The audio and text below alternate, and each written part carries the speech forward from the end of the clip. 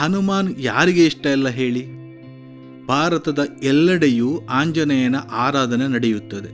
ಆದರೆ ಒಂದು ಹಳ್ಳಿಯನ್ನು ಬಿಟ್ಟು. ಯಾವುದು ಆ ಹಳ್ಳಿ? ಬನ್ನಿ, ಆ ಬಗ್ಗೆ ಹೆಚ್ಚಿನ ಮಾಹಿತಿಯನ್ನು ಕೊಡುತ್ತೇನೆ. ಲಂಕೆಯ ಯುದ್ಧದಲ್ಲಿ ಲಕ್ಷ್ಮಣ ಜ್ಞಾನ ತಪ್ಪಿ ಬಿದ್ದಾಗ ಹನುಮ ಸಂಜೀವಿನಿ ಹುಡುಕಲು ಹಿಮಾಲಯಕ್ಕೆ ಬಂದರು.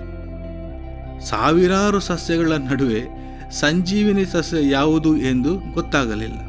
ಸಮಯವೂ ಇಲ್ಲವಾಗಿತ್ತು. ಆಂಜನೇಯ ಇಡೀ ಪರ್ವತವನ್ನೇ ಕೊಂಡು ಹೋಗುವ ಎಂದು ಪರ್ವತದ ಬುಡಕ್ಕೆ ಕೈ ಹಾಕಿ ಎತ್ತಿಕೊಂಡು ಹೊರಟರು. ಆ ಪರ್ವತವೇ ಈಗಿನ ಉತ್ತರಾಖಂಡ್ನ ಚಮೋಲಿ ಜಿಲ್ಲೆಯ ದ್ರೋಣಗಿರಿ.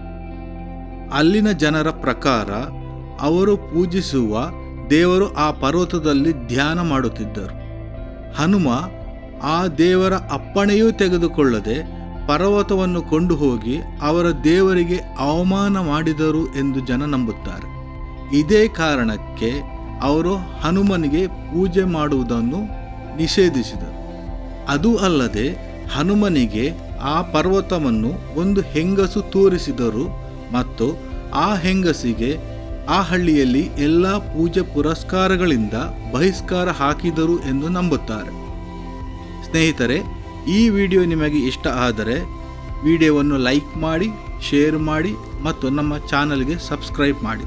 ಇನ್ನು ಇಂಥದೇ ಇಂಟ್ರೆಸ್ಟಿಂಗ್ ವಿಡಿಯೋಗಳೊಂದಿಗೆ ಬರುತ್ತೇವೆ. ಧನ್ಯವಾದಗಳು.